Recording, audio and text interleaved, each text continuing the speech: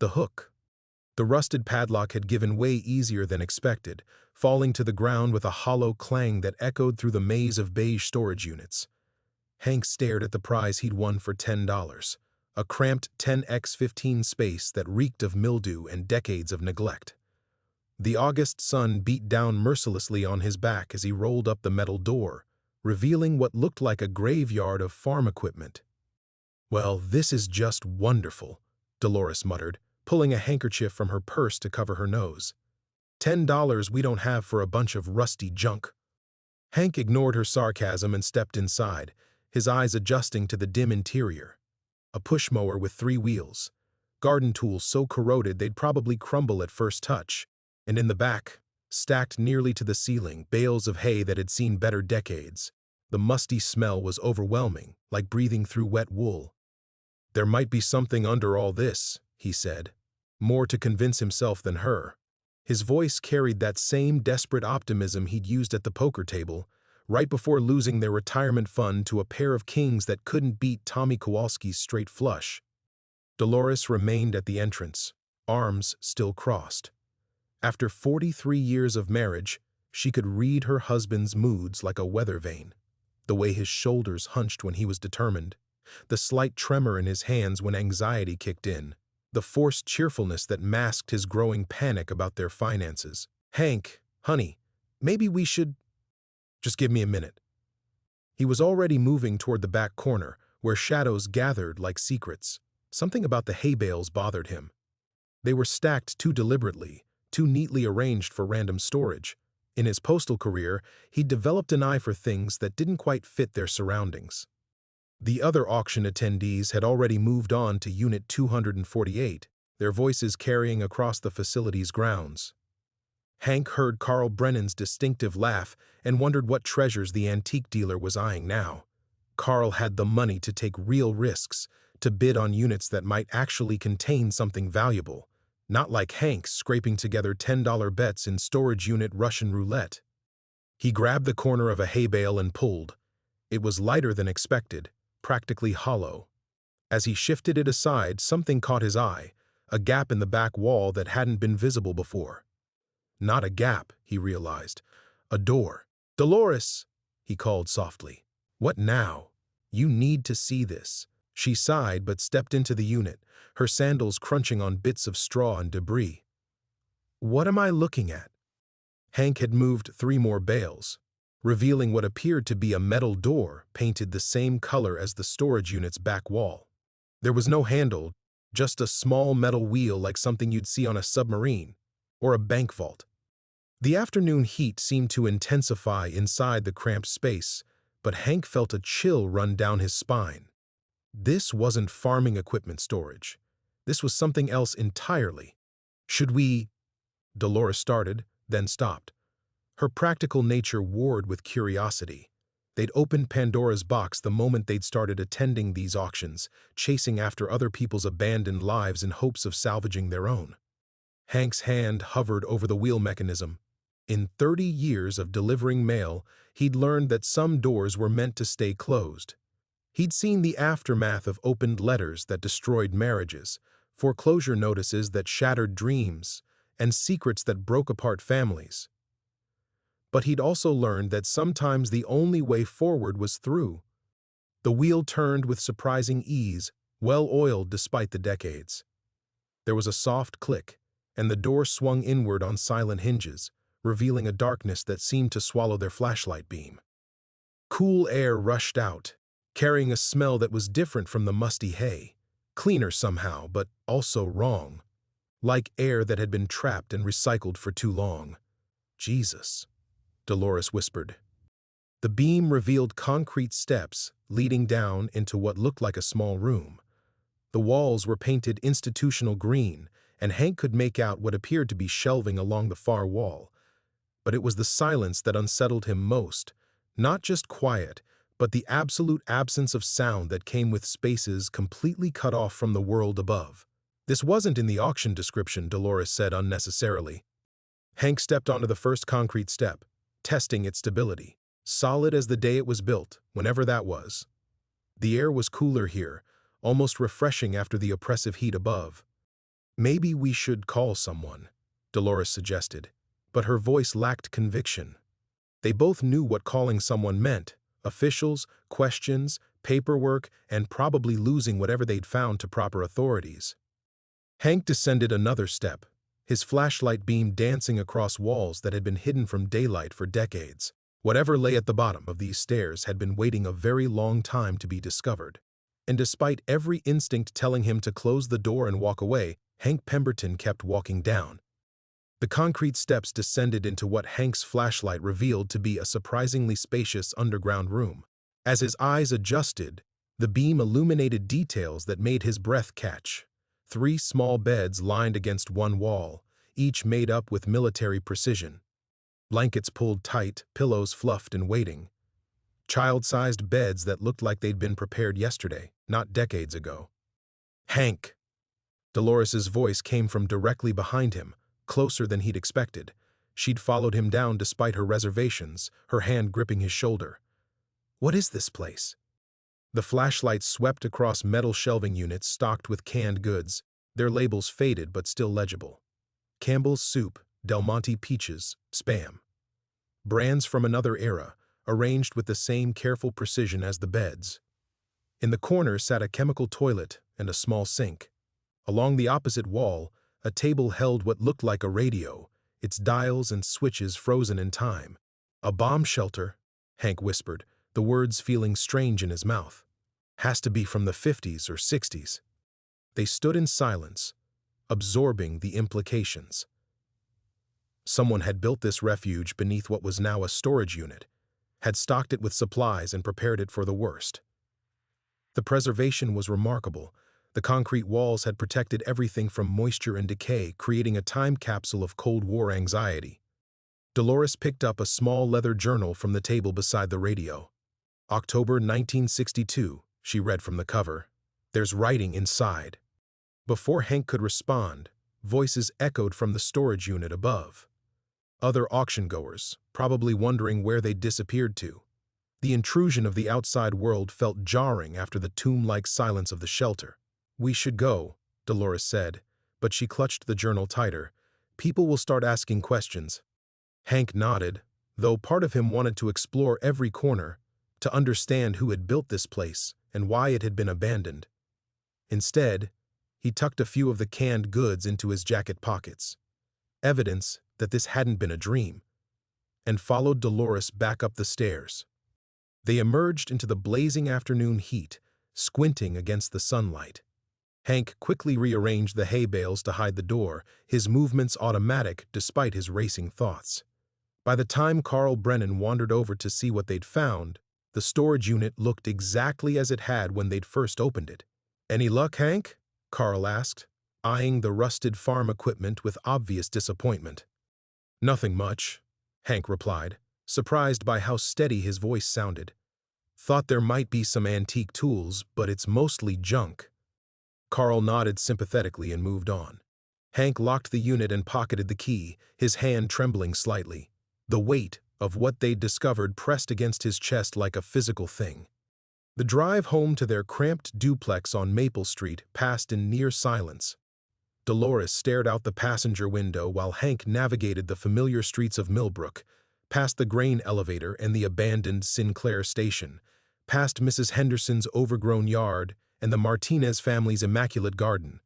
Everything looked the same, but felt different somehow, as if the discovery had shifted their entire world a few degrees off its axis. Their duplex sat at the end of a dead-end street, a narrow building split down the middle that they'd called home for 12 years. The paint was peeling, and the small front porch sagged under the weight of accumulated seasons. It wasn't much, but it was theirs, or would be, if they could make the mortgage payments. Inside, the familiar weight of their financial reality settled back over Hank's shoulders. Bills stacked on the kitchen counter, the answering machine blinking with what were probably more calls from creditors. The sparse contents of their refrigerator, a testament to how carefully they'd been counting every dollar since his pension disappeared. Dolores set the journal on their kitchen table and stared at it as if it might explode. "What do we do with this, Hank?" He didn't have an answer.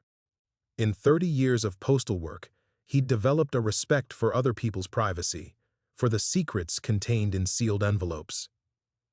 But this felt different. This felt like something that needed to be understood. "We read it," he said finally. "We figure out what happened down there." Dolores looked at him with an expression he'd seen countless times over their marriage, part exasperation, part resigned acceptance of his stubborn curiosity. It was the same look she'd given him when he'd insisted on taking the postal exam despite having no experience. The same look when he'd wanted to buy the duplex they couldn't quite afford. The same look during countless small rebellions against practical wisdom. And then what? Hank pulled the canned goods from his pockets and set them beside the journal. Physical proof of what they'd found, of the life that had been interrupted and preserved in that underground tomb. Then we decide if some secrets are meant to stay buried. Outside, the August evening stretched long shadows across their small yard, and somewhere in the distance, a train whistle echoed through the Kansas heat. The journal sat unopened between them like a piece of evidence at a crime scene. Hank reached for it twice, then pulled his hand back both times. The leather cover was soft with age, the kind of quality that suggested it had been someone's prized possession. "Maybe we should eat first," Dolores suggested, though neither of them had mentioned being hungry. She was buying time and they both knew it. Hank nodded and opened one of the canned peaches they'd brought up from the shelter. The metal can opener felt heavier than usual in his hands as he worked around the rim. The peaches inside looked perfect, suspended in syrup that caught the kitchen light like amber. The expiration date read November 1964. "Still good," he said, forcing a smile as he offered Dolores a spoonful. The sweetness was overwhelming, almost artificial after years of store-brand fruit cocktail and careful budgeting. They ate in silence, sharing the can between them like communion. Each bite felt significant somehow, as if they were consuming not just preserved fruit, but a piece of someone else's story, someone who had planned for the worst and never returned to claim their supplies. When they finished, Hank wiped his hands carefully on a dish towel and reached for the journal. The leather binding creaked as he opened it, revealing pages of careful handwriting in faded blue ink. A woman's handwriting, he thought. Neat and precise, the kind they'd taught in schools when penmanship mattered. "Day 1, he read aloud. "October 14th, 1962. The president says the Russians have missiles in Cuba. Harold thinks we're overreacting, but I can see the fear in his eyes when he looks at the children." Dolores leaned closer. "Harold, same name as you." Hank felt a strange chill at the coincidence, but continued reading. "The shelter is ready. We've practiced the drill so many times that little Susan can find her way down in the dark. Jimmy complains about the chemical toilet, but Mary just follows her big brother like always. I pray we never have to use it, but Harold says hope for the best, prepare for the worst." The entries continued day by day, chronicling the escalating tension of the Cuban Missile Crisis through the eyes of a mother preparing for nuclear war. The woman, she'd signed the first entry as Margaret Kowalski, wrote about normal life continuing above ground while fear simmered beneath every interaction. "Kowalski," Dolores said softly. "Isn't that the name of that man who—" "Tommy Kowalski." Hank's voice was barely a whisper. The man who'd taken their retirement fund in that last desperate poker game. The man whose straight flush had destroyed their financial future. Has to be a coincidence. But even as he said it, Hank didn't believe it. In a town like Millbrook, coincidences were rare. Families stayed put for generations, names repeated through decades of births and marriages and carefully tended graves in the Lutheran cemetery. He flipped through more pages, watching the entries grow shorter and more frantic as October 1962 progressed. Margaret wrote about stockpiling water, about teaching the children to conserve candles, about the weight of secrets in a small house. Then came the final entry, dated October 28, 1962, the day the crisis officially ended, though Margaret couldn't have known that when she wrote, "The radio says missiles are flying. Harold grabbed the children and we're going down. If anyone finds this, know that we loved each other, that we tried to save them, that what happens next is not their fault." The rest of the page was blank. Hank closed the journal, his hands shaking. "They went into the shelter, but we found it empty." Maybe they came back up, Dolores said, but her voice lacked conviction. Maybe they left town after the crisis passed. Before Hank could respond, the phone rang, sharp and insistent in the evening quiet. They both jumped, the sound feeling like an intrusion from another world. The caller ID showed a local number Hank didn't recognize. Hello? His voice sounded strange to his own ears. Is this Harold Pemberton? The voice was elderly, male, with a slight tremor that spoke of advanced age. Yes, my name is Father McKenna. I'm calling from St. Mary's Catholic Church. I understand you were at the storage auction today. Hank's mouth went dry. How did you... News travels fast in a small town, Mr. Pemberton. I believe you may have purchased something that belonged to the Kowalski family. Something that's been missing for a very long time. The kitchen felt suddenly cold despite the August heat pressing against the windows. Dolores was watching him with growing alarm, her hands clasped tightly in her lap. I don't know what you're talking about, Hank said. A long pause. Mr. Pemberton, there are things about that storage unit, about what's hidden there, that you need to understand. Things that affect more than just your family. May I come over? Hank looked at the journal on the table, at the evidence of lives interrupted and secrets buried. At his wife's frightened face and the bills stacked beside the blinking answering machine. He thought about Tommy Kowalski's straight flush and a family named Kowalski who'd vanished into an underground shelter 60 years ago. Yes, he said quietly. You'd better come over.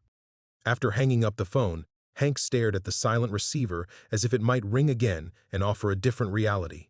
The weight of Father McKenna's words settled over the kitchen like a shroud, making the August evening feel suddenly oppressive despite the laboring window air conditioner.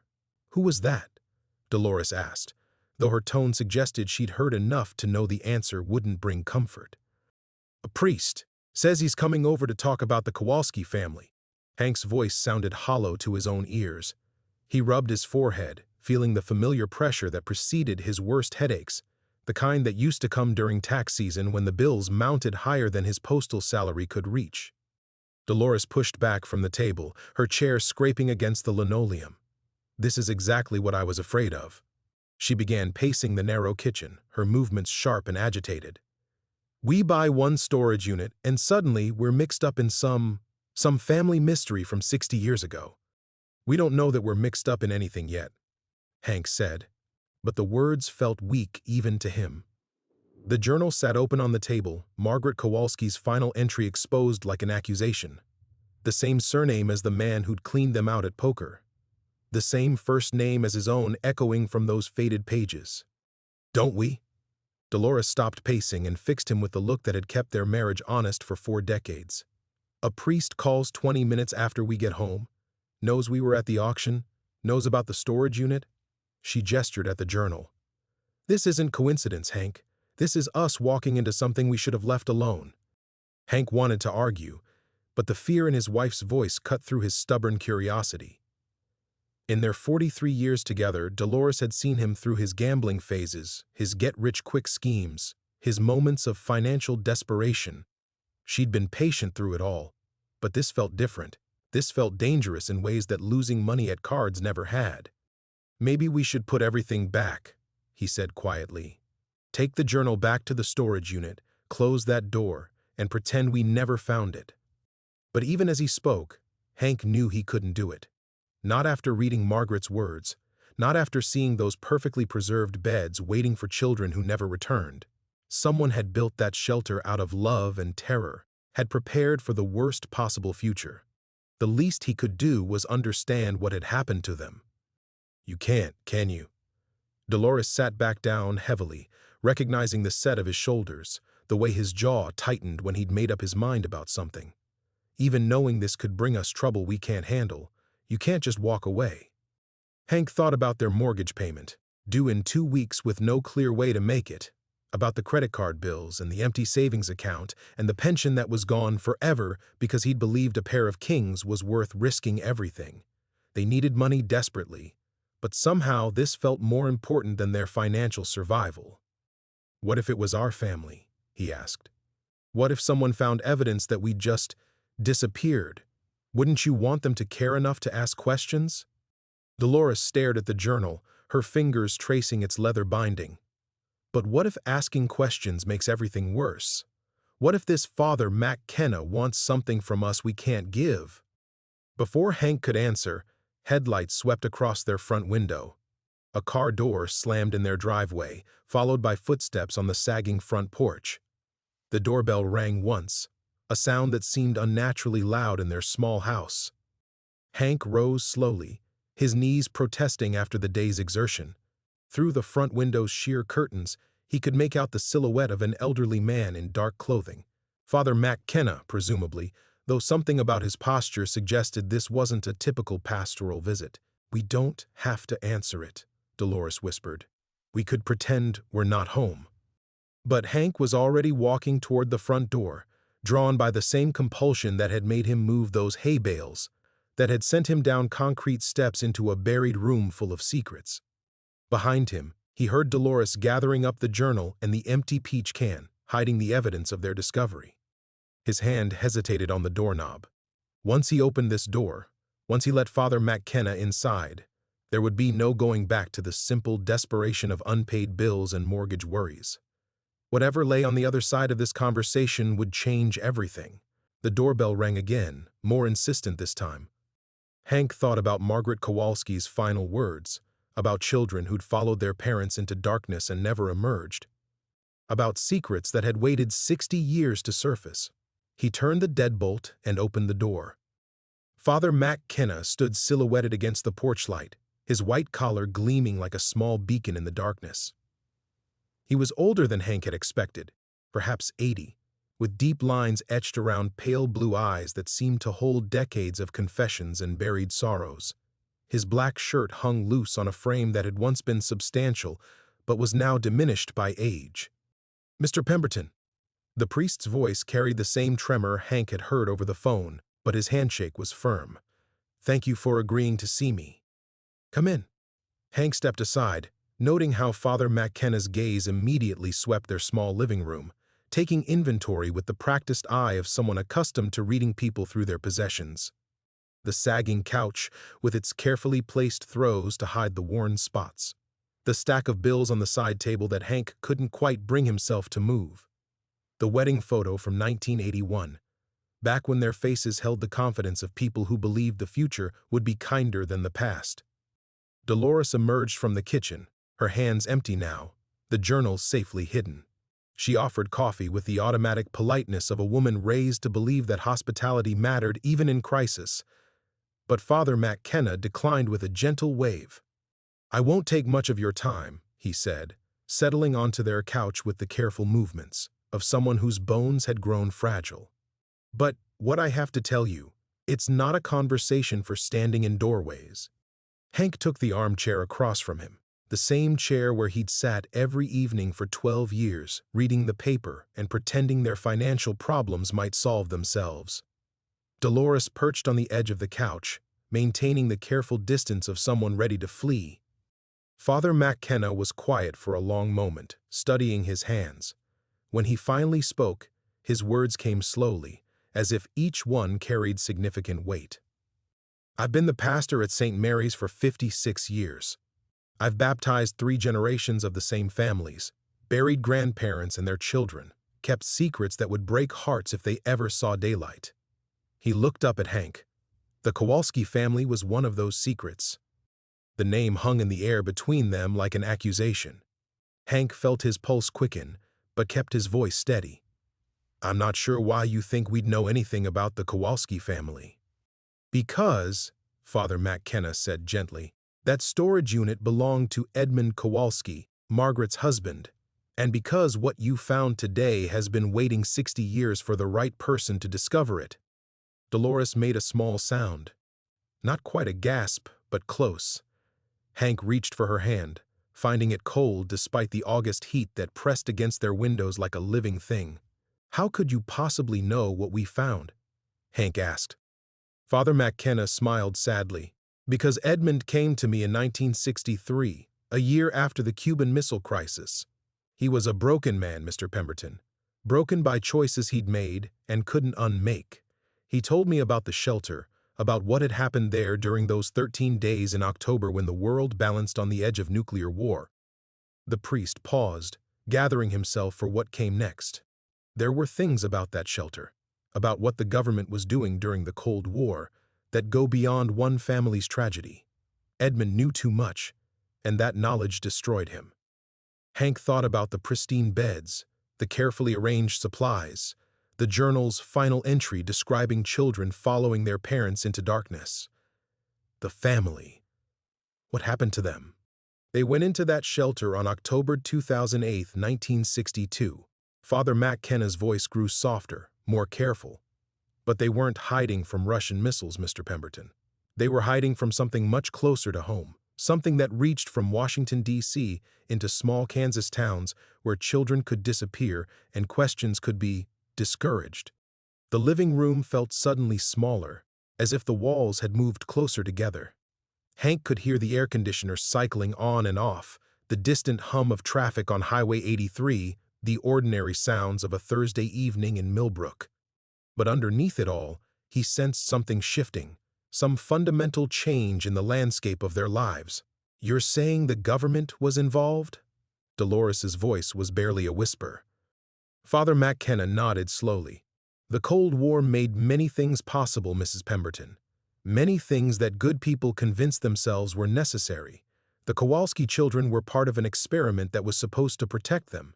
Instead, He trailed off, unable or unwilling to finish the sentence. Hank felt the floor tilting beneath him. The same sensation he'd experienced in that poker game when he'd realized his kings weren't going to be enough. But this time, there was no walking away from the table. "Why are you telling us this?" he asked. Father McKenna leaned forward, his pale eyes intense despite his age. "Because whoever discovers that shelter becomes responsible for it. And because the people who buried that secret 60 years ago are still alive, Mr. Pemberton. They still have power, and they will do anything to keep their experiment hidden." The silence that followed Father McKenna's warning stretched like a taut wire, threatening to snap under the weight of unspoken implications. Hank felt his mouth go dry, the same desert sensation he'd experienced during his worst gambling losses, when he'd finally understood that the house always won. What kind of experiment? The words escaped before he could stop them, despite Dolores's sharp intake of breath beside him. Father McKenna studied him for a long moment, as if weighing how much truth an old postal worker could handle. Psychological conditioning, testing children's responses to isolation, fear, controlled environments. The government was trying to understand how families might survive extended periods underground during nuclear war. He paused, his weathered hands trembling slightly. "But the Kowalski children never came back up, Mr. Pemberton. The experiment succeeded too well." Dolores stood abruptly, her face pale. "I need some air." She disappeared onto the front porch, leaving the screen door to bang shut behind her. Through the window, Hank could see her silhouette pacing back and forth like a caged animal. "She's smart to be afraid," Father McKenna said quietly. "What you've stumbled into isn't just history.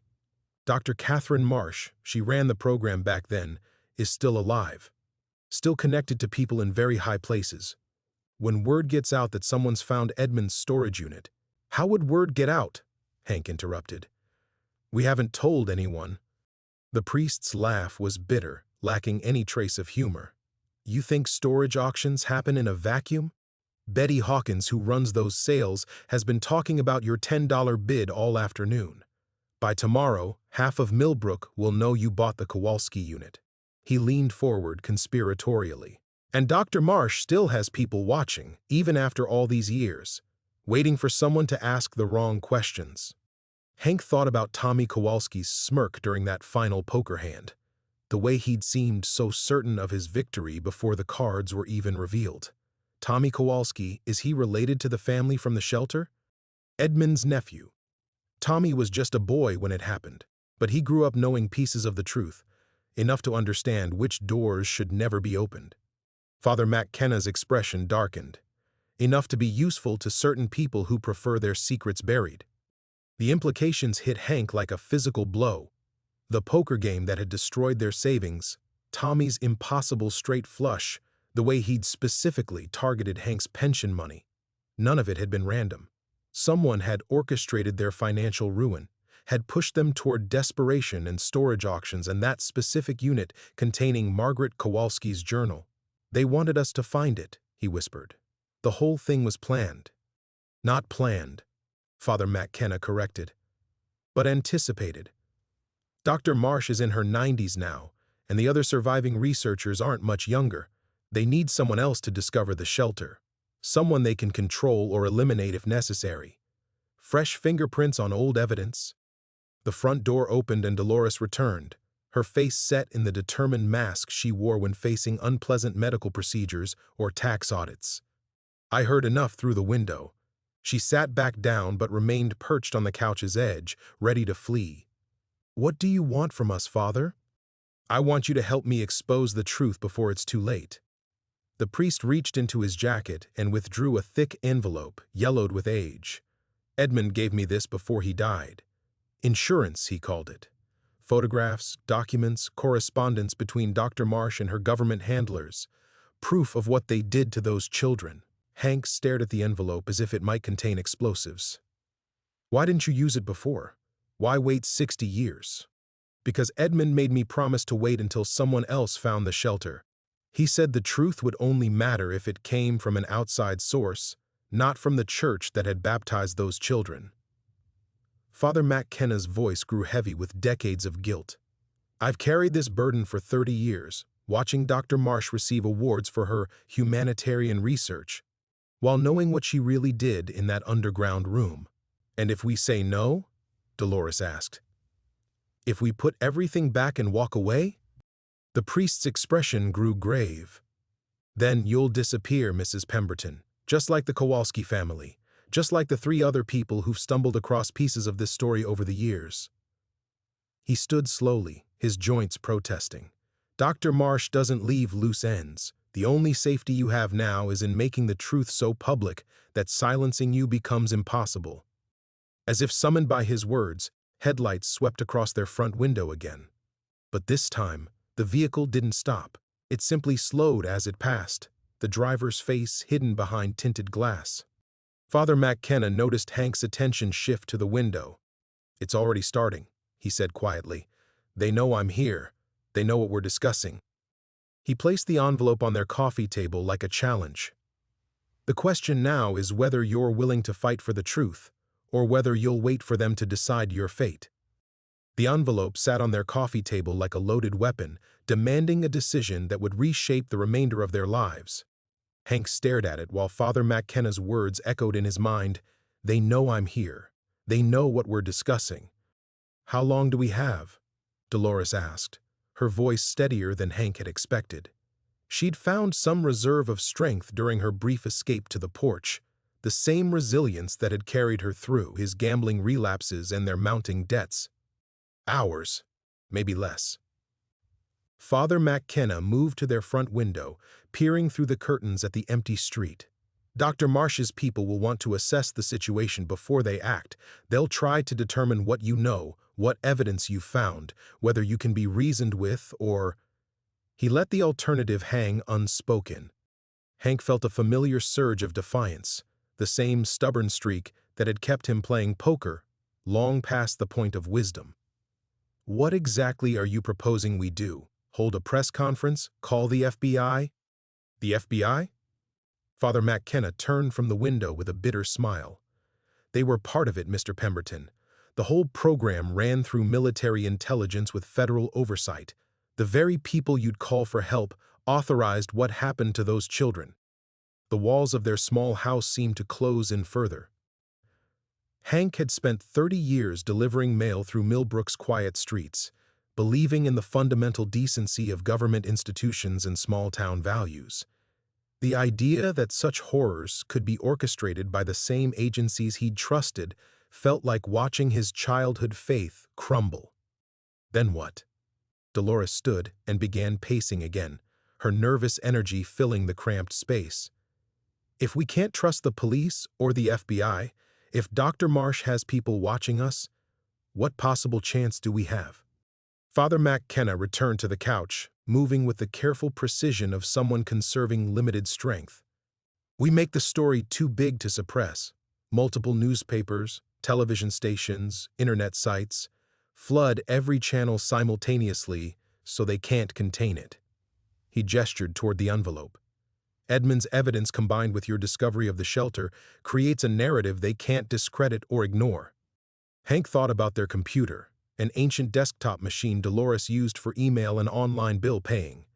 The idea of them mounting some sophisticated media campaign felt absurd, like asking a pair of sparrows to take down a hawk.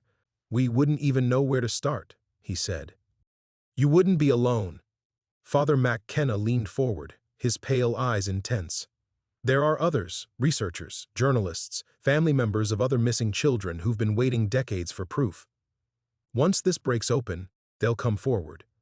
Another car passed their house, this one moving normally but still drawing Father McKenna's attention.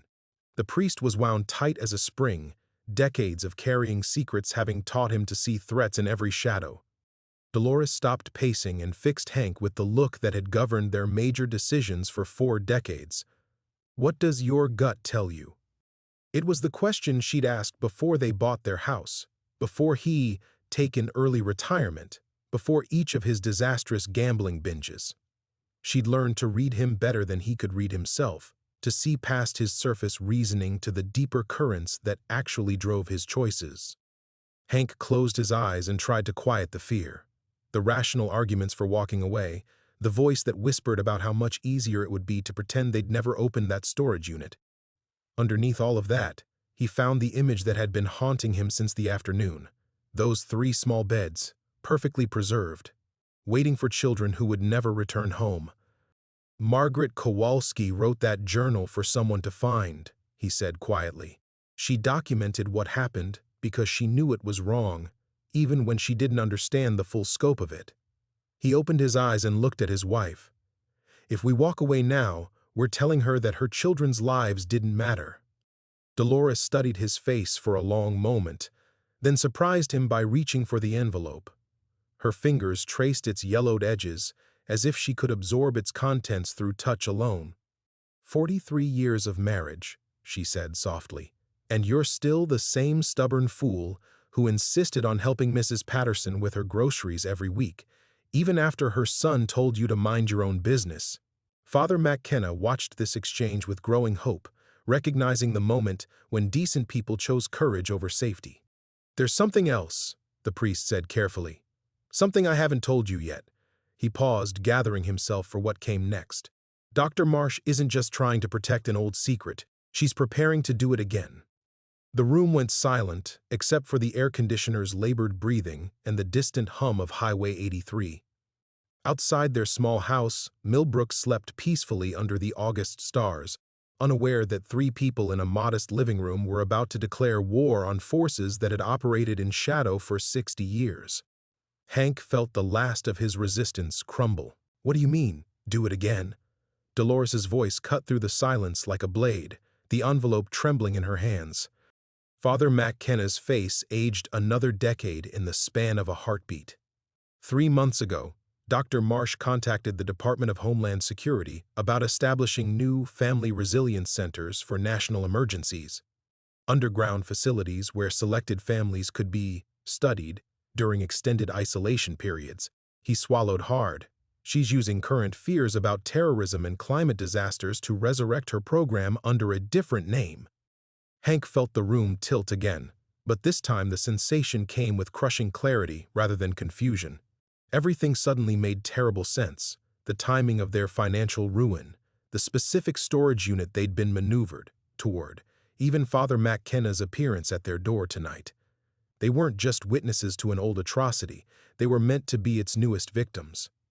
The families they're selecting, Hank said slowly, people in desperate situations, people who might disappear without many questions being asked. Elderly couples with gambling debts, Father McKenna confirmed. Single parents facing eviction, families destroyed by medical bankruptcies, people who've already fallen through society's cracks. His voice dropped to barely above a whisper. People exactly like you. The weight of this revelation settled over Hank like a burial shroud. Every choice that had led them to this moment, his pension gambled away, their attendance at the storage auction, even his stubborn insistence on exploring the shelter, had been carefully orchestrated. They weren't brave truth-seekers stumbling onto a conspiracy. They were lambs being led to slaughter by shepherds who'd perfected their technique over 6 decades. Dolores set the envelope down with hands that had gone completely steady, her fear transforming into something harder and more dangerous. She picked the wrong family. Dolores, Hank started. No. She turned to face him with an expression he'd never seen before, fierce and uncompromising. I've spent 43 years watching you beat yourself up over every small mistake, every lost bet, every way you think you failed us. But you know what I see when I look at you? The man who drove through a blizzard to deliver Mrs. Chen's Social Security check because you knew she needed it for medication. The man who spent his own money buying Christmas gifts for the Morrison kids after their father lost his job. She picked up the envelope again, holding it like a weapon. If that monster thinks she can use our troubles to turn us into victims, she's about to learn what 4 decades of surviving your gambling addiction teaches a person about fighting back.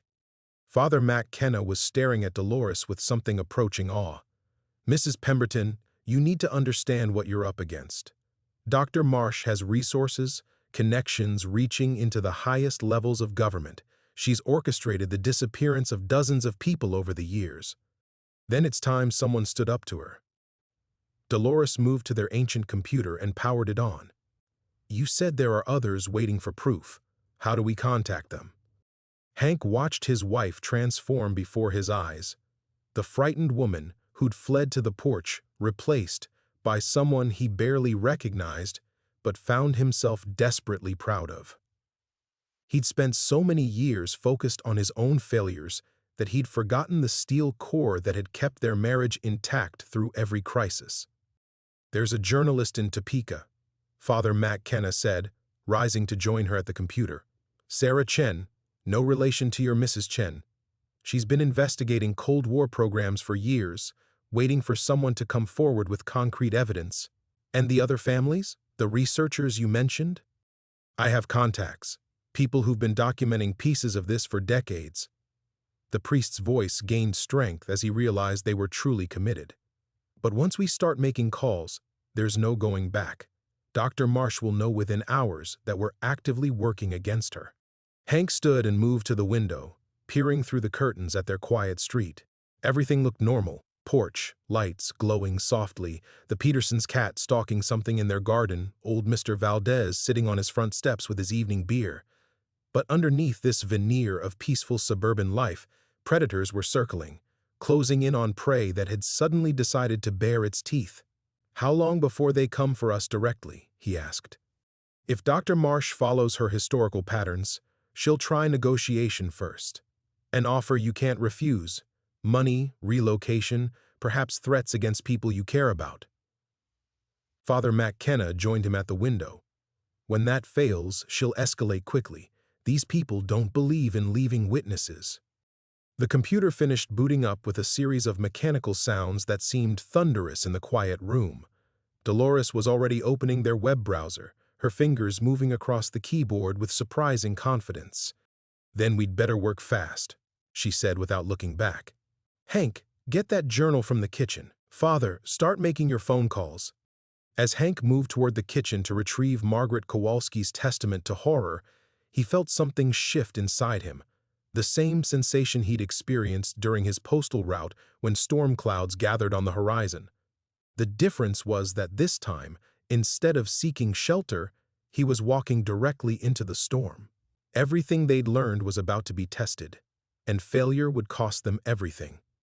The journal lay exactly where Hank had left it on their kitchen counter, its leather cover seeming to pulse with malevolent energy under the fluorescent light. As he reached for it, his cell phone rang, a harsh electronic shriek that sent his heart hammering against his ribs. The caller ID showed a number he didn't recognize, but something about those digits made his mouth go dry. He answered with a trembling hand. Mr. Pemberton. The voice was cultured, elderly, with the kind of authority that came from decades of being obeyed without question. My name is Dr. Elizabeth Marsh. I believe we need to talk."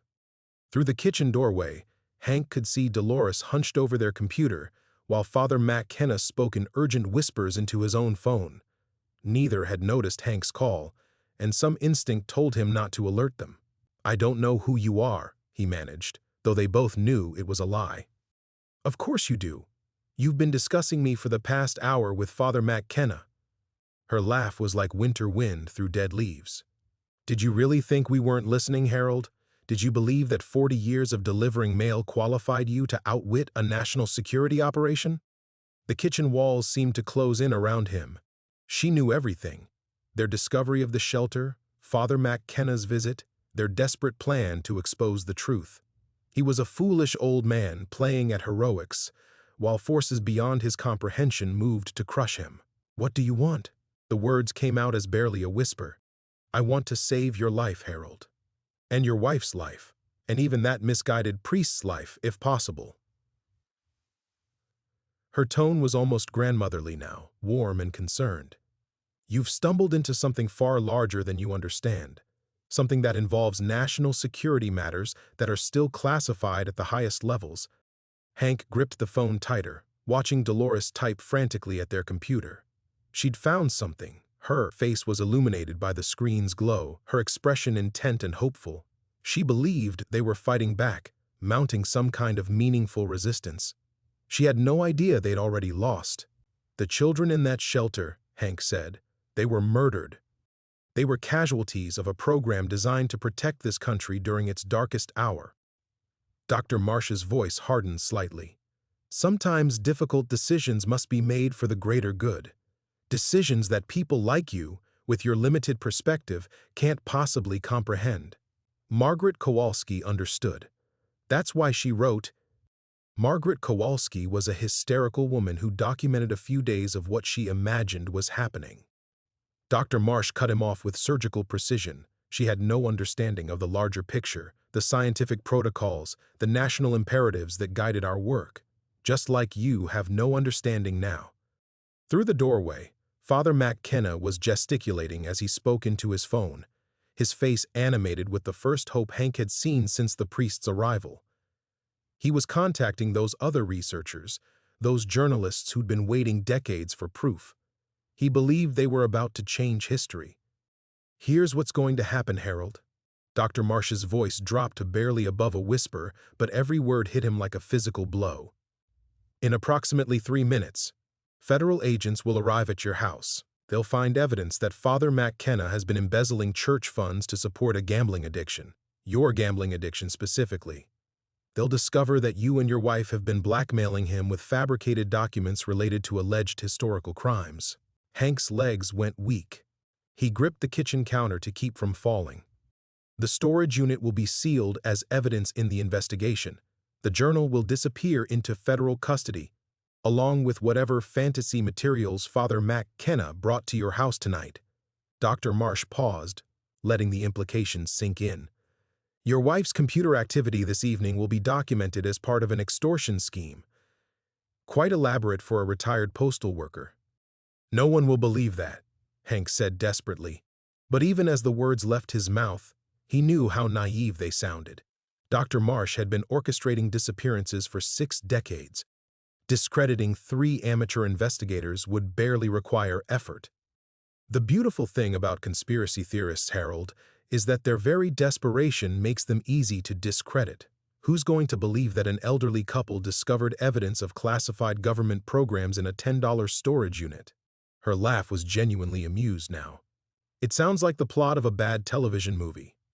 Through the kitchen window, Hank saw the first set of headlights turning onto their street, then another. His hands began shaking so violently that he nearly dropped the phone. "However," Dr. Marsh continued, "there is an alternative. A way for you and Dolores to walk away from this with your lives intact. I'm prepared to offer you a very generous relocation package, enough money to start fresh somewhere far from Kansas. All you have to do is destroy that journal and convince Father McKenna to cease his interference." The headlights were getting closer. Hank's mind reeled as the truth crashed over him with devastating clarity. The relocation package, the generous offer to start fresh. the clinical way Dr. Marsh spoke about casualties and national imperatives. He wasn't being offered salvation, he was being invited to participate in his own disappearance. "The families you relocate," he said, his voice hollow with understanding. "They don't really get to start fresh, do they?" Dr. Marsh's silence stretched long enough to confirm his worst fears. When she finally spoke, her tone had shifted to something almost appreciative. "You're more perceptive than I expected, Harold. Yes, the relocation process involves extensive debriefing, isolation periods to ensure complete commitment to confidentiality. Some families adapt better than others to their new circumstances." The headlights were 3 houses away now, moving with deliberate slowness. In the living room, Dolores was pulling up websites while Father McKenna rattled off phone numbers to someone he believed would help them. Neither understood they were already dead. But as Hank watched his wife's determined figure hunched over their ancient computer, something shifted inside him. For 43 years, Dolores had been the one cleaning up his messes, smoothing over relationships damaged by his gambling, stretching their budget to cover his losses, maintaining her faith in him even when he'd lost faith in himself.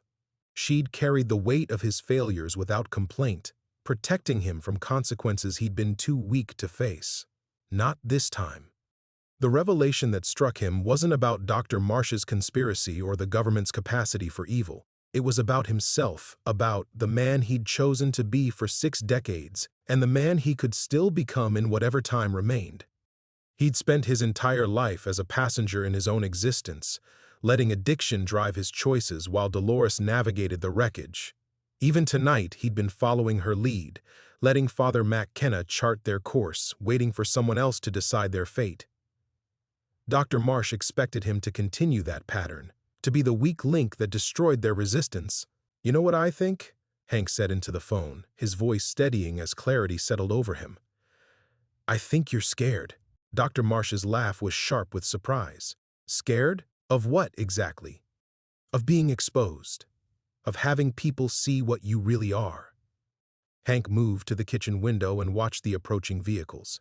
2 black SUVs, moving in formation, professional, inevitable. If you were truly in control, you wouldn't need to make deals with a broken-down postal worker. You'd just take what you wanted. Don't mistake tactical flexibility for weakness, Harold. "No, I think I've finally got you figured out." The words poured out of him with surprising force, decades of self-doubt crystallizing into sudden, blazing certainty. "You're not some mastermind pulling strings from the shadows. You're just another bureaucrat who's been covering up her mistakes for 60 years, getting more desperate every time someone gets close to the truth." He could hear Dr. Marsh's breathing change on the other end of the line. Subtle. But he'd spent 40 years reading people's voices over phone lines, learning to detect the tiny shifts that revealed genuine emotion. "Those children in the shelter," Hank continued, "they weren't casualties of some grand scientific protocol. They were victims of an experiment that went wrong, and you've been running from that failure your entire career." The SUVs were pulling into his driveway now, their headlights washing across his kitchen walls. In the living room, Father McKenna had noticed them and was frantically gesturing to Dolores. They had perhaps 60 seconds before the front door came down. "You made one critical mistake tonight, Dr. Marsh." Hank opened the kitchen drawer where Dolores kept their emergency supplies and pulled out a small digital recorder, something she'd bought years ago for capturing family stories. His fingers found the buttons without looking. "You assumed I was still the same coward who'd been running from responsibility his whole life. Harold, you're making a terrible—" "I was that coward an hour ago. But you know what changed? I finally understood what Dolores has been trying to tell me for 43 years. It's not about being perfect. It's about choosing to do the right thing when it matters most." The recorder was running now, capturing everything. Hank slipped it into his pocket as boots pounded up their front steps. "The difference between you and me, Dr. Marsh, is that I'm done running. But you?" Hank smiled as the first battering ram hit their front door. "You've been running so long you've forgotten how to do anything else."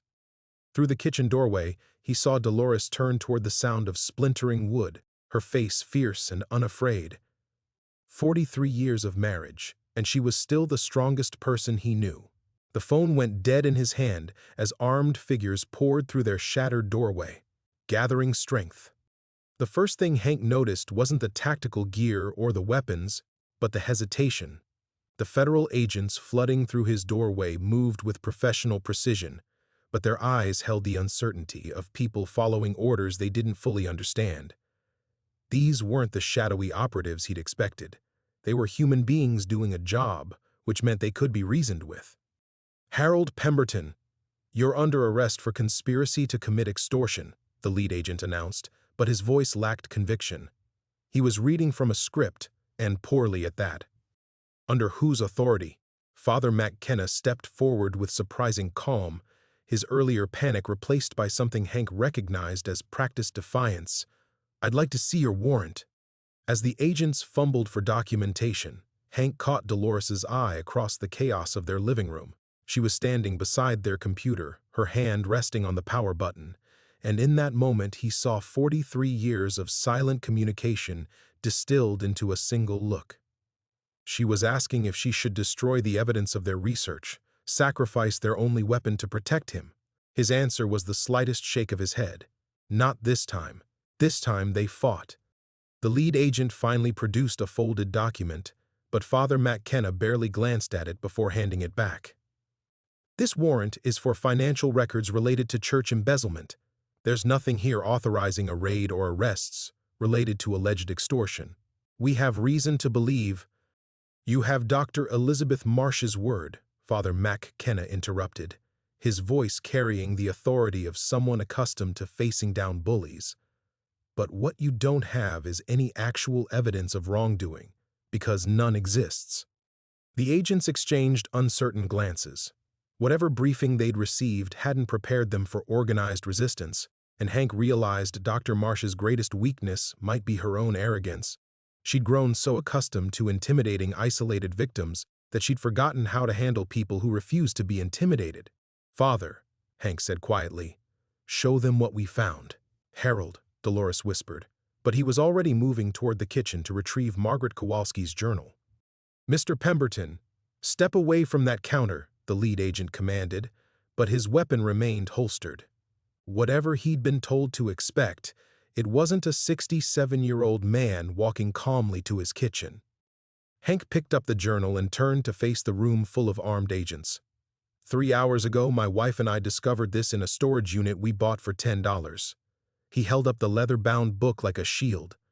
"It documents the murder of 5 children by government researchers in 1962. Sir, please put down the document and—" Agent Morrison, one of the younger agents, interrupted, staring at his phone. "I'm getting calls from Washington. Something about a media inquiry related to Cold War research programs." The lead agent, Morrison, went rigid. "What kind of media inquiry?" Father McKenna smiled grimly. "The kind that happens when a Pulitzer Prize-winning journalist receives documented evidence of government-sanctioned child murder." While the agents had been breaking down doors and waving weapons, Dolores had been uploading photographs of journal pages to Sarah Chen's secure email address. The story was already beyond their reach, spreading through networks Dr. Marsh couldn't control. "You're lying," Morrison said, but his conviction was crumbling.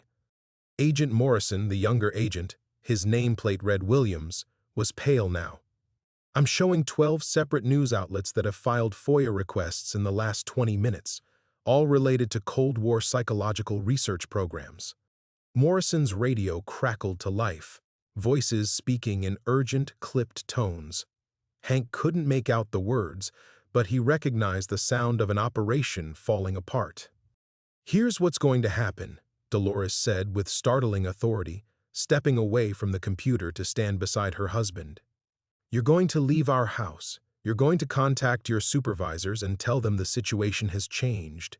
And then you're going to decide whether you want to be remembered as the agents who helped cover up child murder or the ones who helped expose it." Agent Williams was the first to lower his weapon.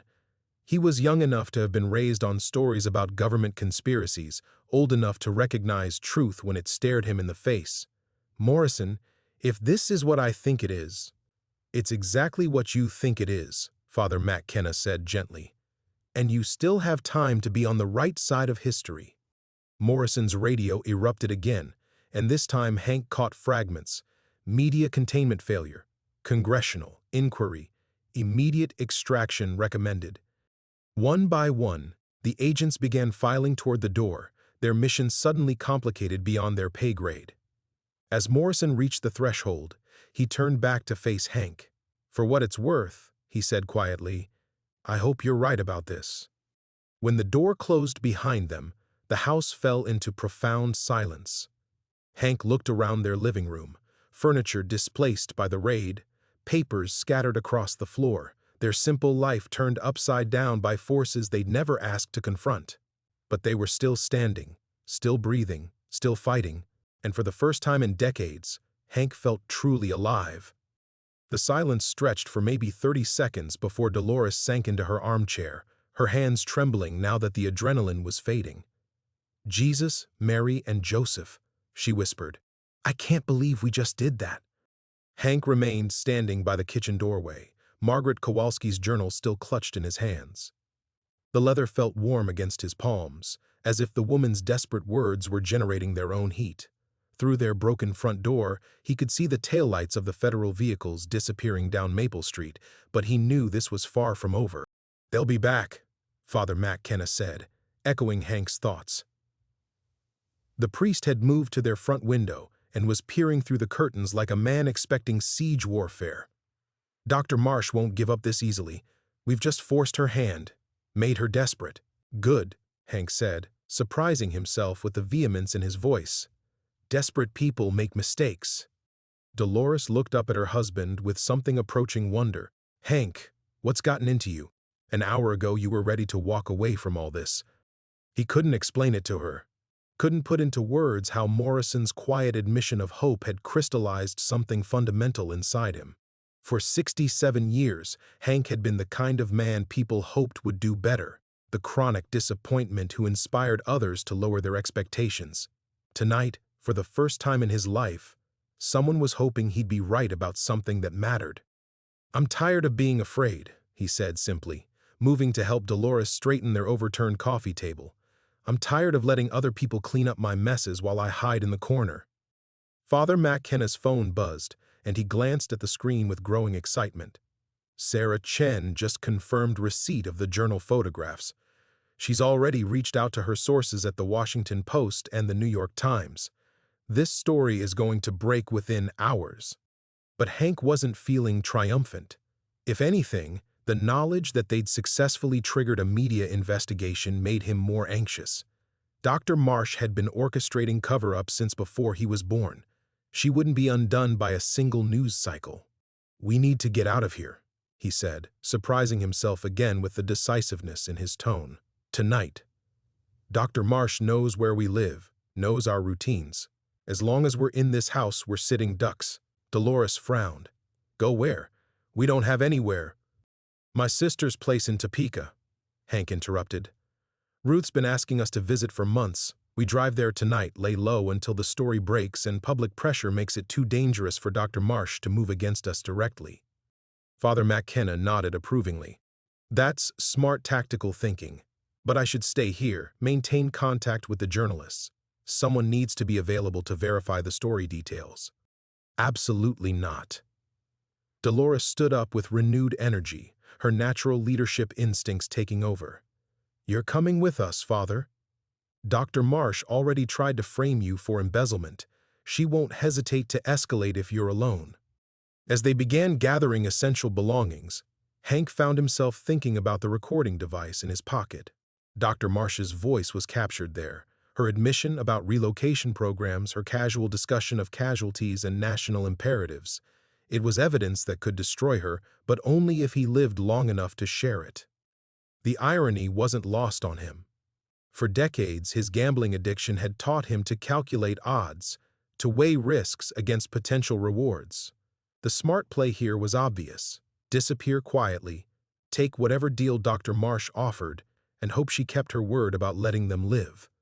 The chances of 3 amateur investigators successfully exposing a 60-year government conspiracy were laughably small. But as he watched Dolores efficiently pack their medications and Father McKenna coordinate with journalists across the country, Hank realized he was done playing smart. He was done calculating odds and hedging bets and looking for the safe exit. Some things were worth the risk. "Hank," Dolores called from their bedroom, "bring me that old suitcase from the hall closet." As he retrieved the battered luggage they'd bought for their honeymoon 43 years ago, Hank caught sight of himself in the hallway mirror. The man looking back at him was still 67 years old, still showing the wear of too many bad decisions and missed opportunities. But something fundamental had changed in his eyes, a clarity he hadn't seen there in decades.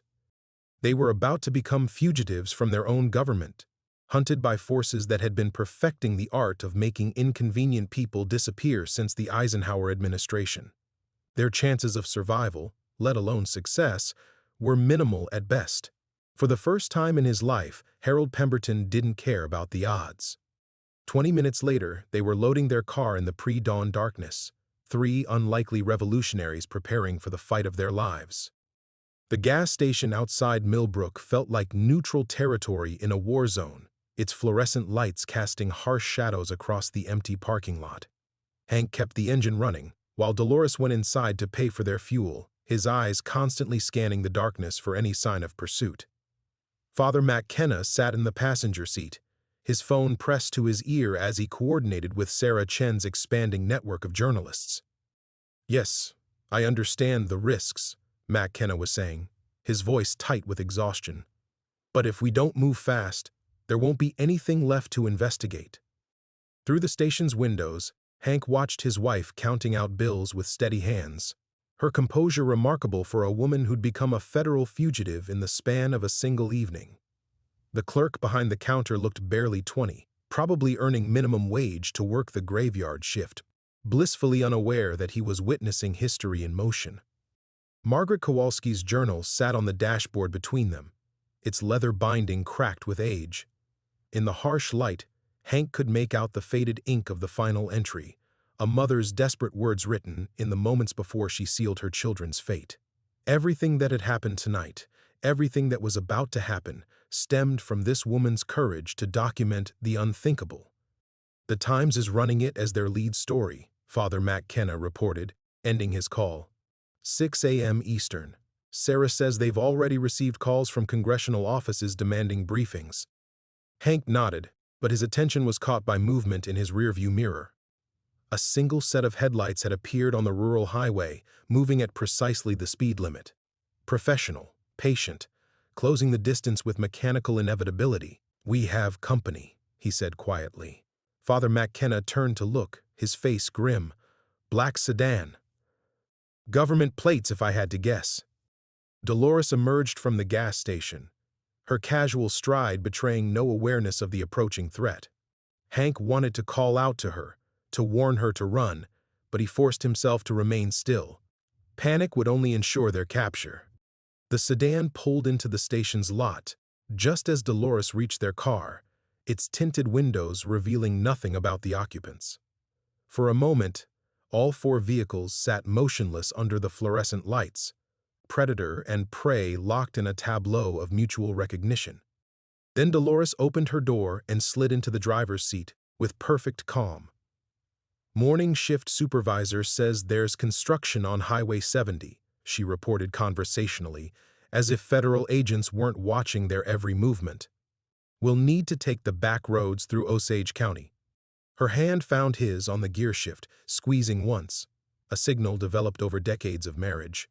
She'd seen their tale and was ready to run. The woman who'd spent 43 years managing his chaos had just calmly planned their escape route while buying coffee and beef jerky. "Dolores," Hank began, but she was already putting the car in drive. "I know exactly what you're thinking," she said, pulling out of the parking space with deliberate slowness. "You're wondering if you have the right to risk our lives for something that happened 60 years ago." The black sedan fell in behind them as they turned onto the highway, maintaining a careful distance. Professional surveillance, designed to track rather than intercept. They were being herded toward something. A roadblock, an ambush, or simply a place where inconvenient witnesses could disappear without attracting attention. "The thing is," Dolores continued, her voice steady as she navigated the empty roads, "I've been thinking about those children all night. About Margaret Kowalski writing in that journal while her babies lay dying 20 feet away. Hank watched the sedan's headlights in his mirror, remembering Dr. Marsh's voice on the phone, clinical, detached, discussing human lives like statistical variables. How many families had she destroyed in 60 years of cover-ups? How many Margaret Kowalskis had died alone, their stories buried beneath national security classifications? "You want to know what changed your mind tonight?" Dolores asked, taking a sharp turn onto a gravel road that hadn't appeared on any map Hank remembered. It wasn't courage or righteousness or any of that noble garbage. It was recognition. The sedan hesitated at the turn, its driver clearly unfamiliar with the local geography. Dolores had grown up in Osage County, had spent her childhood exploring every farm road and creek crossing in a 50-mile radius. She was taking them home through paths only a local would know. "You finally understood what I've been trying to tell you for 43 years, she said, accelerating down the narrow road, as the sedan's lights fell further behind. "The house always wins, Hank. The only way to beat the game is to stop playing by their rules." In his pocket, the digital recorder held Dr. Marsh's voice, her admissions, her threats, her casual dismissal of murdered children as acceptable casualties. Tomorrow, that recording would join Margaret Kowalski's journal in the public record, 2 pieces of evidence spanning 6 decades of government conspiracy. Behind them, the sedan had given up pursuit, its occupants probably radioing for backup while Dolores guided them through darkness toward whatever came next. For the first time since this nightmare began, Hank felt something approaching hope. The final test had begun, and they were still fighting. The gravel road ended at what appeared to be an abandoned farm, its weathered barn looming against the pre-dawn sky like a monument to forgotten struggles. Dolores killed the engine and headlights, plunging them into a darkness so complete that Hank felt momentarily disoriented, as if they'd driven off the edge of the world. "Where are we?" Father McKenna whispered from the back seat. "The old Morrison place," Dolores replied, her voice tight with memory. "Been empty since 1987, when the bank foreclosed. I used to play here as a child." Hank was about to ask why she'd brought them to a dead end when lights blazed to life around them. Spotlights mounted on vehicles that had been waiting in the shadows, turning night to harsh artificial day. Their car sat in the center of a carefully orchestrated trap, surrounded by black SUVs that had somehow anticipated their escape route. "Step out of the vehicle," a voice commanded through a megaphone, calm and professional. "Keep your hands visible." As they emerged from the car, Hank counted at least a dozen armed figures in tactical gear, their faces hidden behind night vision equipment. These weren't the uncertain FBI agents who'd raided their house. This was a military-style operation designed to leave no witnesses. Dr. Elizabeth Marsh materialized from behind one of the spotlights, her silver hair perfectly styled despite the early hour. She moved with the confidence of someone who'd orchestrated similar scenes countless times before, a woman comfortable with the mechanics of making problems disappear. "Mr. Pemberton," she said, stopping just outside the circle of light, "you've led us on quite an adventure, but I'm afraid your luck has finally run out." Father McKenna stepped forward, his clerical collar stark white against the darkness. "Dr. Marsh, I presume. Your reputation precedes you, though I suspect the truth is considerably uglier than the legend." She regarded him with clinical interest, like a scientist examining an unexpected variable. "Father Patrick McKenna, ordained 1982, assigned to St. Mary's Parish in 1995 following certain difficulties in Topeka. Yes, we know all about your gambling problems, your questionable financial management. It will make your eventual confession to embezzlement quite believable." "You're going to frame him," Dolores said, her voice cutting through the night air like a blade. "Just like you've been framing people for 60 years. "Frame is such an ugly word, Mrs. Pemberton. I prefer to think of it as narrative management. The public requires simple stories they can understand. Tragic accidents, criminal priests, elderly couples who died in car crashes after making wild accusations they couldn't substantiate." Hank felt the digital recorder in his pocket, its weight both burden and weapon. Everything Dr. Marsh was saying was being captured, preserved, but only if he could somehow survive long enough to share it. The irony was perfect. After a lifetime of avoiding consequences, he was finally ready to face them just as his options were disappearing. "The journal photographs are already in the hands of journalists," Father McKenna said. "You can't contain this story anymore." Dr. Marsh smiled, and the expression was more terrifying than any threat. "Father, you drastically overestimate both my challenges and your importance. The photos show a handwritten journal of unknown provenance, created by persons unknown for purposes unknown. Without corroborating evidence or living witnesses, it's simply a curiosity." She was right, and they all knew it. Margaret Kowalski's journal was damning but not definitive. It could be dismissed as fiction, forged documents, the ravings of a disturbed woman. The story would run for a news cycle and then fade, buried beneath denials and national security classifications. "You're forgetting something," Hank said quietly, his hand moving slowly toward his pocket.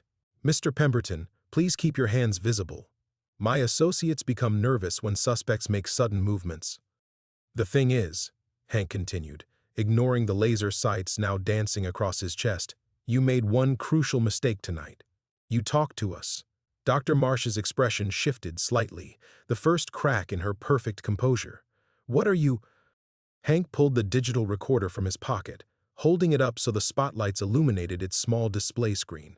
"Still recording after 6 hours, capturing every word of their conversation." "Your voice is on here," he said, his thumb hovering over the playback button. "Your admissions about relocation programs, about casualties being acceptable, about covering up child murders for 6 decades. You want to know the difference between Margaret Kowalski's journal and this recording? This is evidence of ongoing conspiracy." The silence stretched for heartbeats, broken only by the hum of idling engines and the whisper of wind through abandoned structures. Dr. Marsh stared at the recorder with the intensity of someone recognizing their own destruction. Then she smiled again, and Hank realized his victory was about to become his death sentence. "Mr. Pemberton," she said softly, "you've just ensured there can be no survivors." The words hung in the air like a death sentence, but Hank felt an unexpected calm settle over him. He'd spent 67 years running from consequences, and now that they'd finally caught up, he discovered he was no longer afraid. "You're right," he said, surprising everyone, including himself. "There can't be any survivors, not if you want to maintain your cover." Dr. Marsh's eyes narrowed. "I'm glad you understand the situation." "Oh, I understand it perfectly." Hank's thumb moved to the recorder's wireless transmission button, a feature Dolores had insisted on when they'd upgraded their equipment for the storage auctions. "The question is, do you understand yours?" He pressed the button, and the small device chirped once. In Father McKenna's pocket, his phone buzzed with an incoming file transfer. Then again, and again, as the recording automatically uploaded to 3 different cloud servers and began transmitting to Sarah Chen's secure network. Dr. Marsh's composure finally cracked. "Kill the signals," she barked to her team. "Jam everything." But it was too late. 6 hours of recorded conversation, including her threats made moments ago, were already propagating across multiple networks beyond her reach or control. The woman who'd spent decades perfecting the art of containment had just watched her carefully constructed world begin to unravel. "You have no idea what you've done," she whispered, and for the first time, she sounded old. "I know exactly what I've done," Hank replied. "I've finally made a bet I can't lose." Dr. Marsh raised her hand, and the tactical team adjusted their weapons.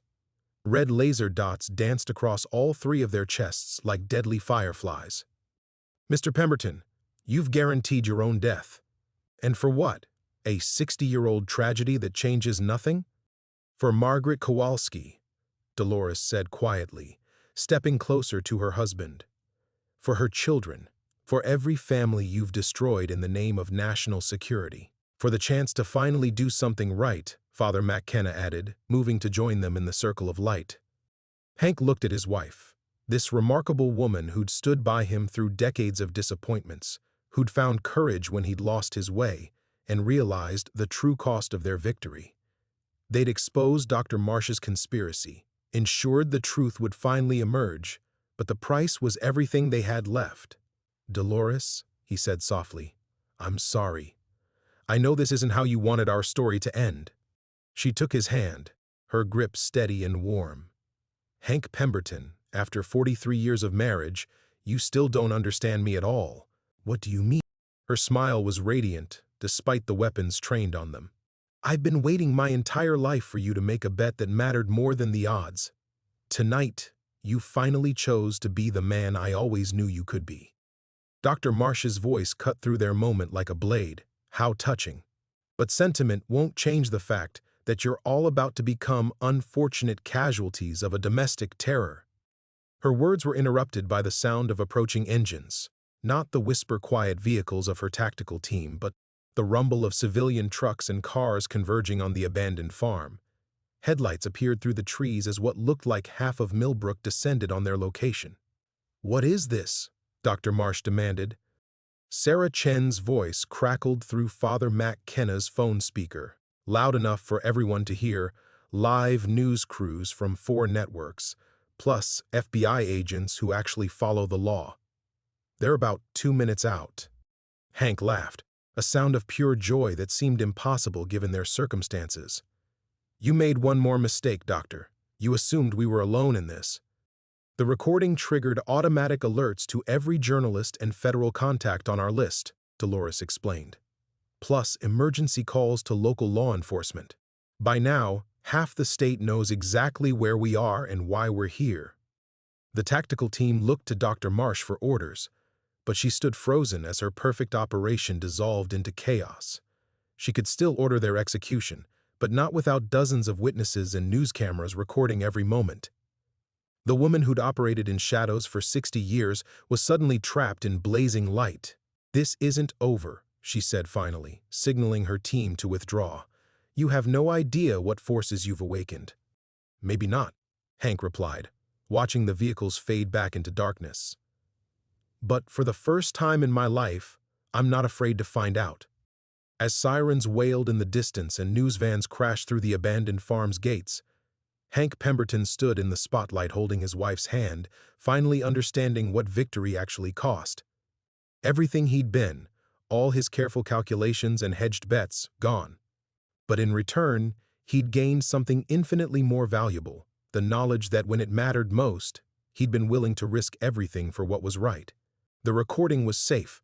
The truth would emerge. Margaret Kowalski's children would finally have justice. It was, Hank realized, the first sure bet he'd ever made. The resolution. The next 6 hours passed in a blur of flashing cameras, urgent questions, and the surreal experience of watching their story become international news. Hank sat in the back of an ambulance, an EMT checking his blood pressure while reporters shouted questions from behind a police perimeter that seemed to grow larger every hour. Mr. Pemberton, can you confirm that the government has been covering up child murders since 1962? Is it true that Dr. Marsh threatened to kill you? What made you decide to risk everything for this story? Hank watched Dolores being interviewed by a serious woman from CNN, his wife's calm demeanor making her seem like the most reasonable person in the chaos. She'd always been the steady one, the voice of sanity in his world of poor decisions and desperate gambles. Tonight, she'd proven herself to be something else entirely, a woman willing to bet everything on justice. Blood pressures elevated but not dangerous, the EMT reported, removing the cuff from Hank's arm. You've had quite a night. That's putting it mildly, Hank replied, watching FBI agents secure the abandoned farm as evidence technicians documented everything. The real FBI this time. Agents whose credentials Sarah Chen had personally verified, whose chain of command didn't include anyone connected to Dr. Marsh's shadow operation. Father Mac Kenna approached the ambulance, his clerical collar askew and his face exhausted but relieved. The journal is in federal custody, he reported. Proper custody this time. Agent Rodriguez assures me it will be preserved as evidence in what he's calling the largest government conspiracy investigation since Watergate. And the recording? Already being analyzed by 3 independent audio forensics labs. Dr. Marsh's voice, her admissions, everything. Sarah says congressional committees are demanding emergency hearings. Hank nodded, but found himself thinking about Margaret Kowalski, a woman who died alone in a concrete tomb, watching her children succumb to whatever poison the government had fed them. She'd never imagined that her desperate words would someday bring down the people responsible.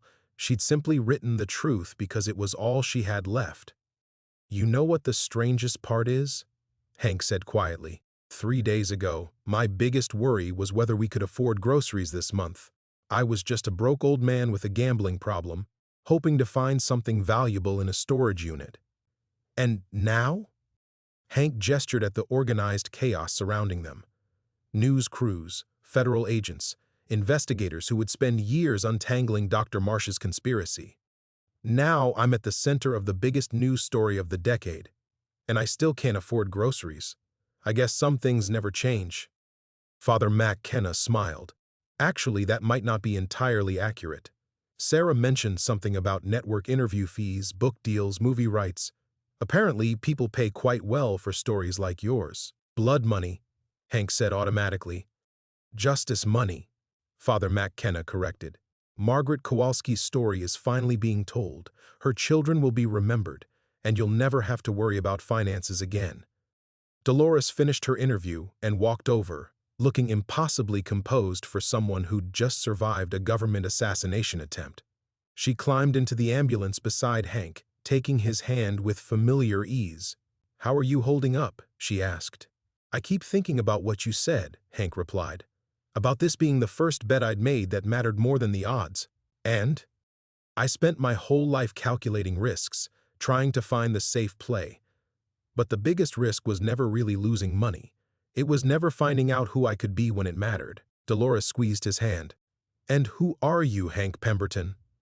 He watched Agent Rodriguez directing the evidence collection, ensuring that Margaret Kowalski's journal would never disappear into a classified filing cabinet. He watched Sarah Chen coordinating with journalists to ensure the story would reach every corner of the country. He watched Father McKenna blessing the crime scene, offering prayers for children who died 60 years ago but would finally receive justice. "I'm a man who found a storage unit for $10, Hank said finally, and discovered it was worth everything." The sun was rising over the Kansas prairie, painting the abandoned farm in shades of gold and hope. In a few hours, Dr. Marsh would be arrested at her Washington office. Her 60-year career of cover-ups finally ended. Government officials would resign in disgrace. Congressional investigations would expose decades of abuse. But for now, Hank Pemberton sat in the back of an ambulance holding his wife's hand, finally understanding what victory felt like. It wasn't the rush of winning a bet or the relief of avoiding consequences. It was the quiet satisfaction of knowing that when faced with an impossible choice, he'd chosen correctly. Margaret Kowalski's children could rest in peace. The truth had won. And for the first time in his life, so had he. The return. 3 weeks later, Hank stood in the kitchen of their small house on Maple Street, making coffee with hands that no longer shook. The morning light streamed through windows that had been replaced after the FBI raid, casting familiar patterns across linoleum floors that suddenly seemed less worn, less defeated. Everything looked the same, but he knew he was seeing it through different eyes. The house felt smaller now, not because of poverty or limitation, but because his world had expanded beyond these walls. The man who'd once measured his days by racing forms and lottery tickets now woke up thinking about congressional testimony and documentary interviews. The transformation should have felt jarring, but instead, it settled over him like a well-worn coat. Dolores emerged from the bedroom, already dressed for another day of phone calls and interviews. In 3 weeks, she'd become something he'd never expected. A media-savvy advocate who spoke about government accountability with the same practical authority she'd once used to manage their household budget. The woman who'd spent 43 years quietly keeping their marriage together had discovered she had a voice the whole world wanted to hear. "Channel 7 wants to do a follow-up segment this afternoon," she reported, adjusting earrings that were no longer from the clearance rack at Walmart.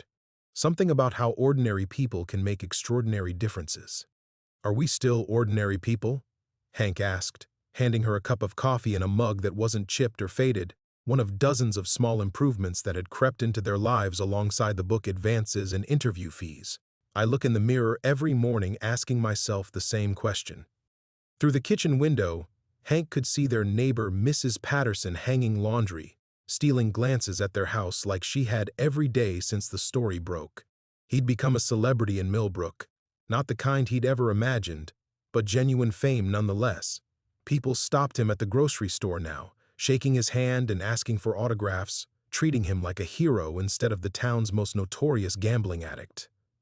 The irony wasn't lost on him.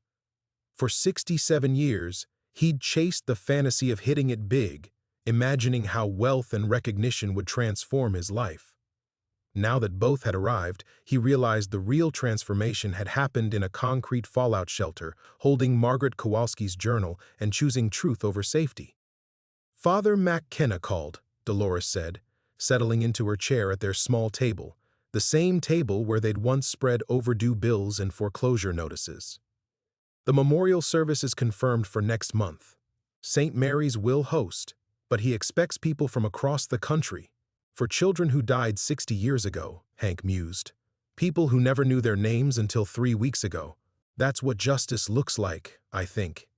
Finally remembering the forgotten, Hank nodded, but found himself thinking about Dr. Elizabeth Marsh, currently in federal custody, awaiting trial on charges that would likely keep her imprisoned for the rest of her life. The news had shown her perp walk, a silver-haired woman in an orange jumpsuit, her perfect composure finally shattered. Part of him felt sorry for her. She'd spent 6 decades believing she was protecting national security, making necessary sacrifices for the greater good. The line between patriotism and atrocity was thinner than anyone wanted to admit. "Do you ever regret it?" he asked suddenly. "Regret what?" "Not taking the money. Not walking away when we had the chance." Dolores set down her coffee and studied him with the same direct gaze that had first attracted him 45 years ago. "Hank Pemberton, are you seriously asking if I regret watching my husband become the man I always knew he could be?" Before he could answer, the doorbell rang.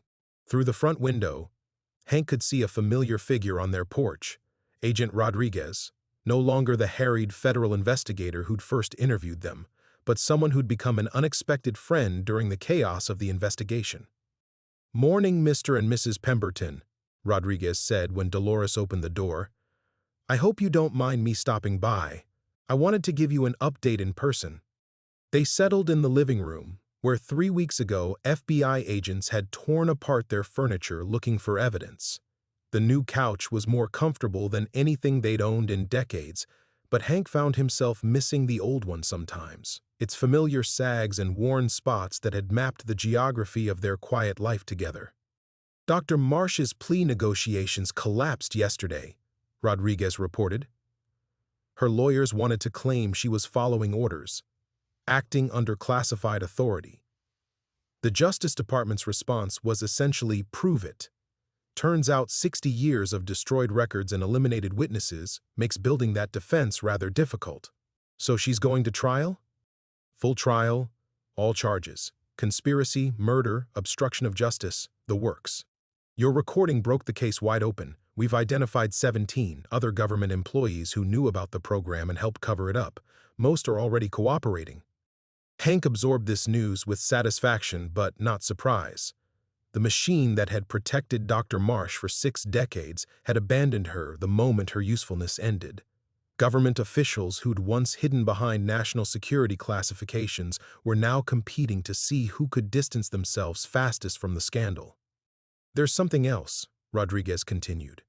"We've located families of 8 other children who disappeared during the same period. Similar circumstances, same program. Your courage in coming forward gave them the evidence they needed to finally get answers." This hit Hank harder than news of Dr. Marsh's downfall. He'd never imagined that Margaret Kowalski's story was just one thread in a larger tapestry of grief. Somewhere out there, elderly parents and siblings were finally learning what had happened to children who'd vanished decades ago.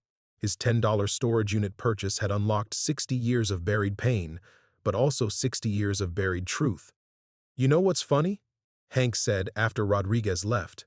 "I spent my whole life looking for the big score, the lucky break that would change everything.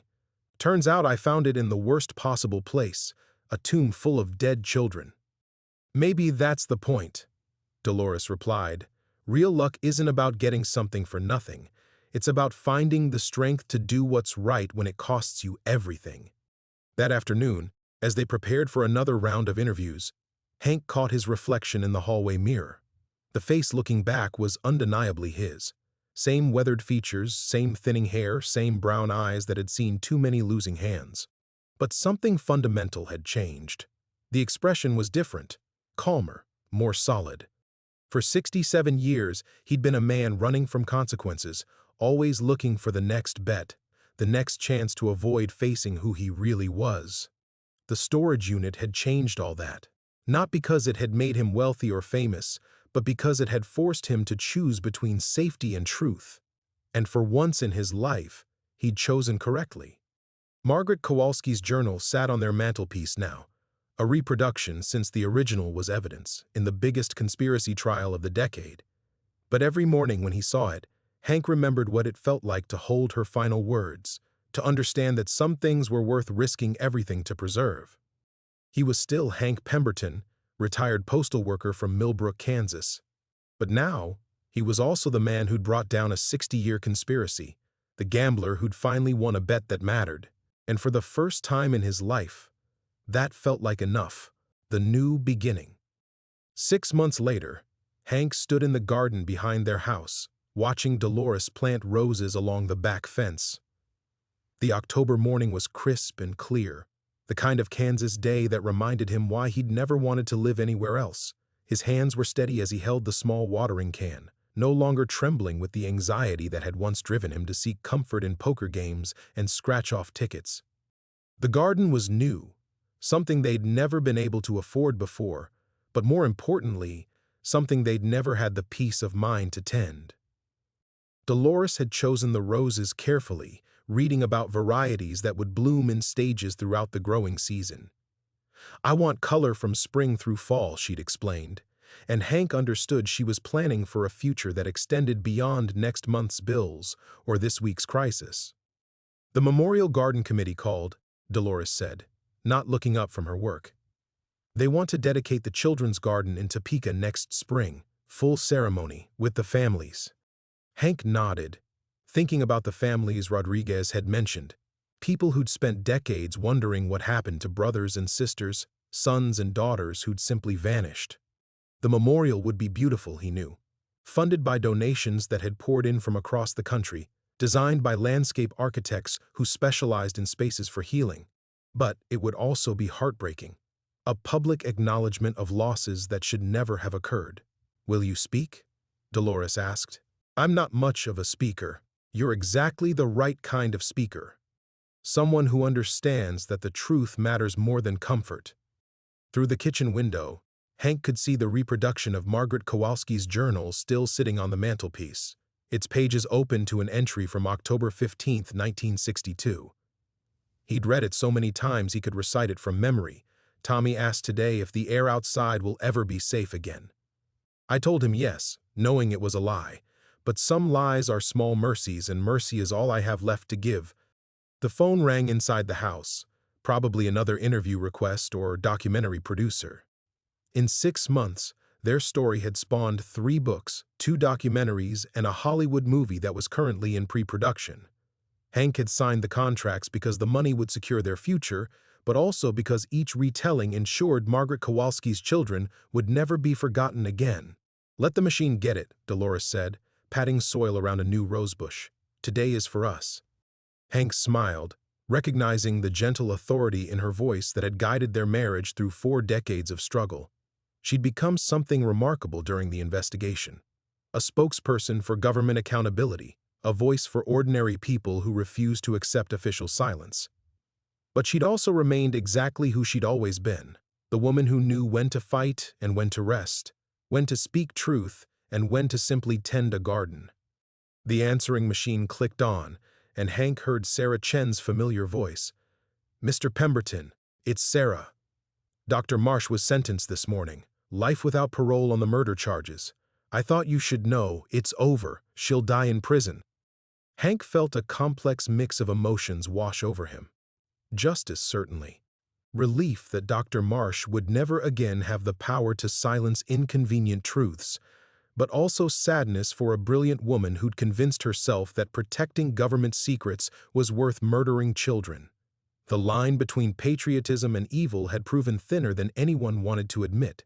"How do you feel?" Dolores asked, having heard the message.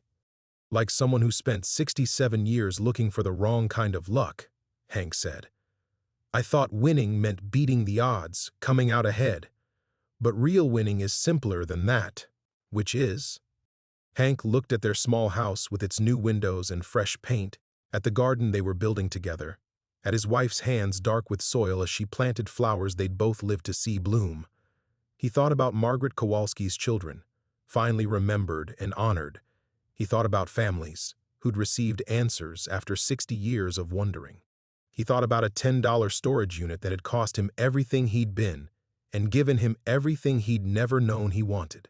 Real winning is knowing that when it mattered most, you chose correctly. As the sun climbed higher over their quiet street in Millbrook, Kansas, Hank Pemberton continued watering roses that would bloom next spring. He was still a retired postal worker with a history of gambling problems. He was still an ordinary man living in an ordinary house in an ordinary town. But he was also the man who'd refused to walk away from the truth, no matter the cost. And for the first time in his life, when he looked in the mirror, that was enough. The gambler had finally won the only bet that mattered.